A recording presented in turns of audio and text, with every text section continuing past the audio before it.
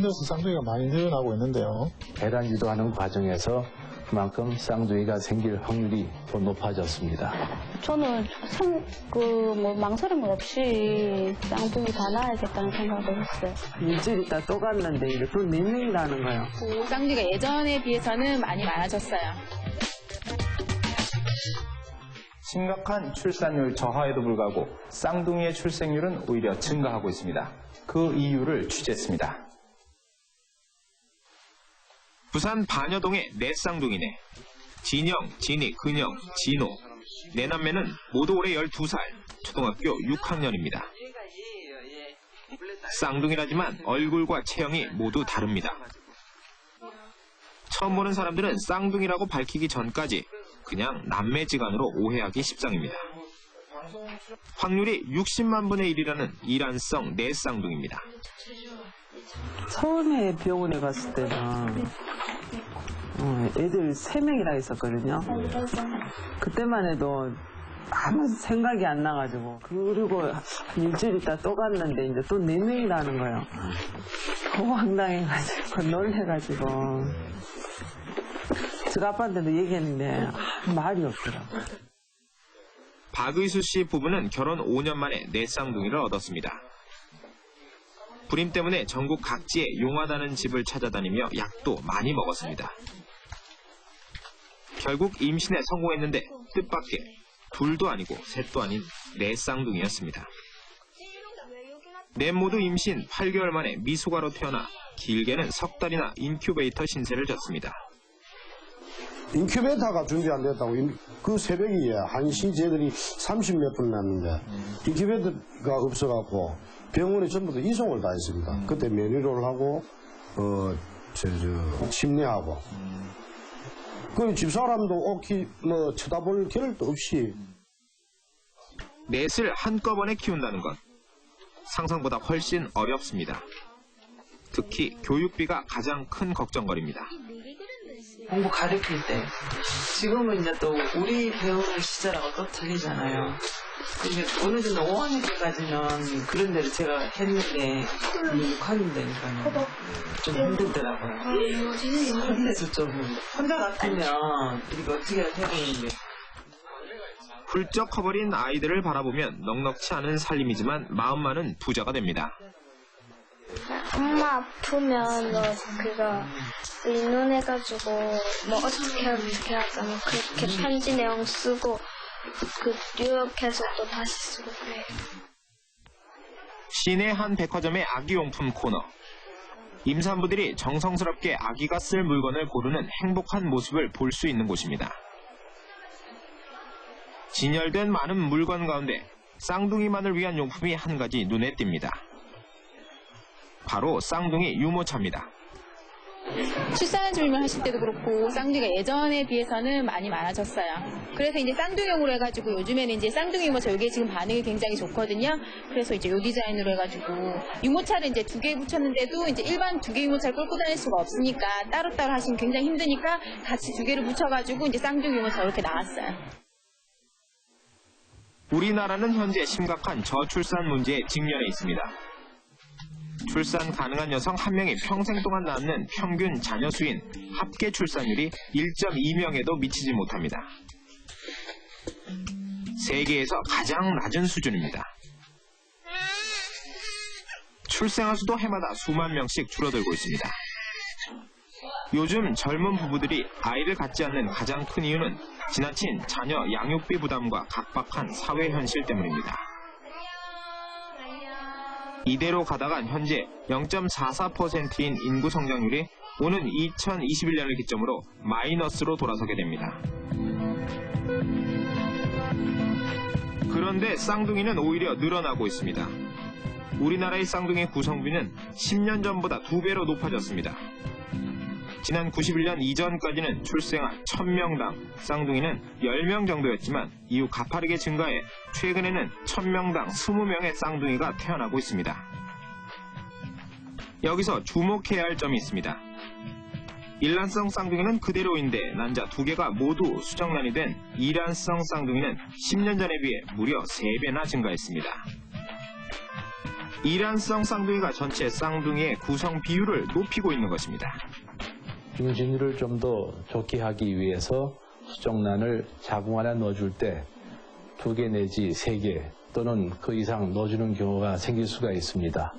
이 과정에서 쌍둥이가 생길 수 있는 확률이 조금 높고, 따라서 자연 주기에서의 쌍둥이가 생기는 율이 높은 것보다도 임신이 안 될 경우에 배란 유도하는 과정에서 그만큼 쌍둥이가 생길 확률이 더 높아졌습니다. 지난 1월 태어난 예민이와 우중입니다. 얼마 전 100일 잔치를 치렀습니다. 예민이와 우중인 이란성 쌍둥이입니다. 그래서 얼굴이 판박이처럼 똑같지는 않습니다.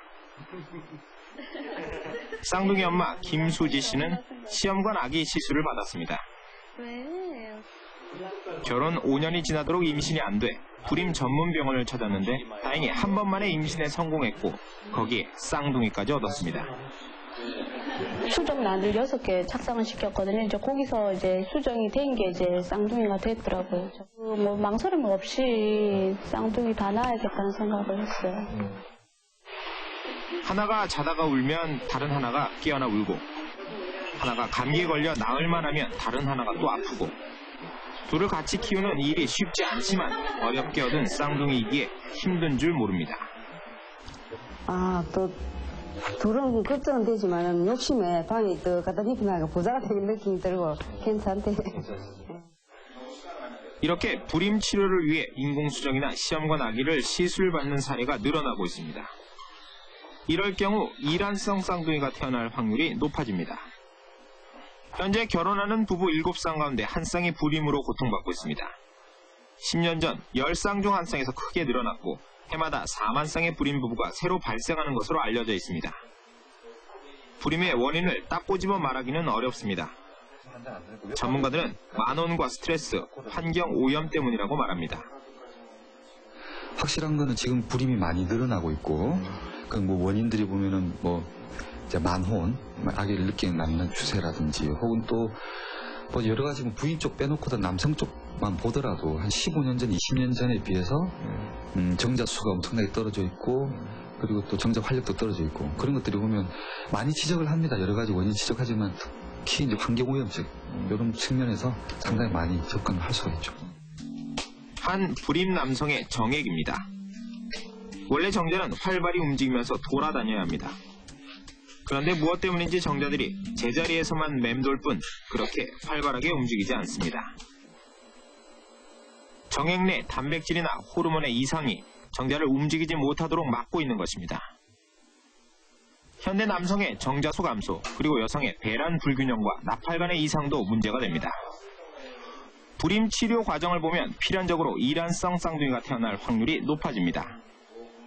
일반적으로 배란이 잘 안 되면 또 호르몬 치료해가지고 배란 유도한 하신 후에 이때 부부관계를 하시든지 또 건강한 정자를 골라서 자궁 안에 넣어주는 인공수정을 하시는 경우가 있고, 이렇게 하여도 임신이 안 될 경우에는 여자분의 배 안에서 난자 정자가 만나 수정되고 착상되는 과정이 잘 안 되니까 바깥에서 도와주는 방법이 있습니다. 이 방법이 시험관 아기 시술입니다. 시험관 아기 시술은 크게 4단계로 나눠집니다. 먼저 여성 쪽에 배란 촉진제를 투여해 과배란을 유도한 뒤 여러 개의 난자를 채취해 배양합니다. 동시에 남자 쪽에서도 건강한 정자를 채취한 뒤 시험관에서 수정시켜 수정란을 자궁에 이식합니다. 한 불임치료 전문병원의 시술 장면입니다. 부부에게서 각각 정자와 난자를 채취합니다. 채취된 샘플 가운데 건강한 난자와 정자를 골라내는 과정을 거칩니다.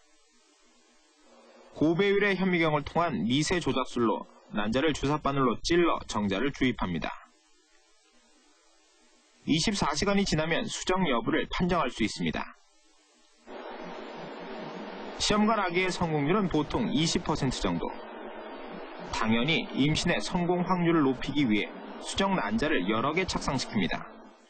이 가운데 2개 이상의 수정란이 착상에 성공하면 쌍둥이가 됩니다. 3쌍둥이, 4쌍둥이도 당연히 가능합니다. 인공수정과 시험관 아기 시술, 바로 쌍둥이가 늘어나는 이유입니다.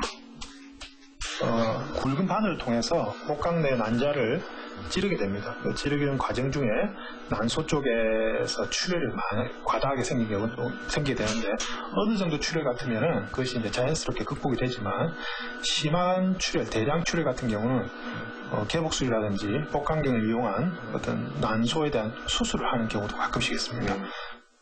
수술비 역시 만만치 않습니다. 인공수정 시술이 한 번에 5에서 60만 원, 시험관 아기 시술의 경우 한 번에 200만 원 이상입니다.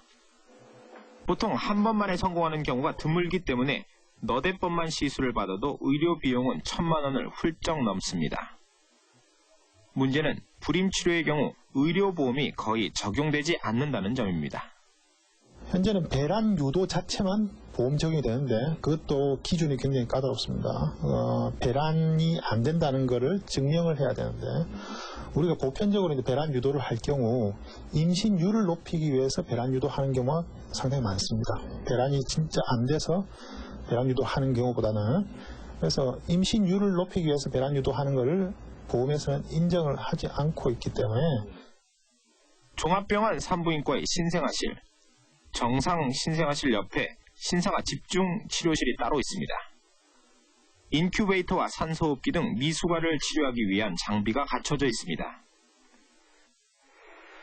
쌍둥이의 경우 저체중과 조기 출산으로 미숙아로 태어나는 경우가 대부분입니다. 당연히 출생 이후에도 장기간의 추가 치료를 받아야 합니다. 저출산이 큰 사회 문제가 되자 정부는 출산 장려금 지급과 보육비에 대한 소득 공제 한도 확대 등 대책을 내놓았습니다. 그런데 과연 지원금 수십만 원을 받자고 덜컥 애를 한두 명 더 낳을 부부가 몇이나 있을까요? 그래서 일부에서는 차라리 불임치료에 보험을 적용해 매년 발생하는 4만 쌍의 불임 부부 가운데 절반만 임신에 성공해도 2만 명의 아이들이 더 태어날 수 있다고 주장합니다. 쌍둥이들의 증가, 그 뒤에는 결혼 연령이 늦어지는 사회 현상, 스트레스와 환경 오염 때문에 저하되는 인간의 생식 능력, 또 신의 영역에 도전하는 의학의 급속한 발전, 그리고 겪어본 사람만이 아는 불임 부부들의 고통이 깔려 있습니다.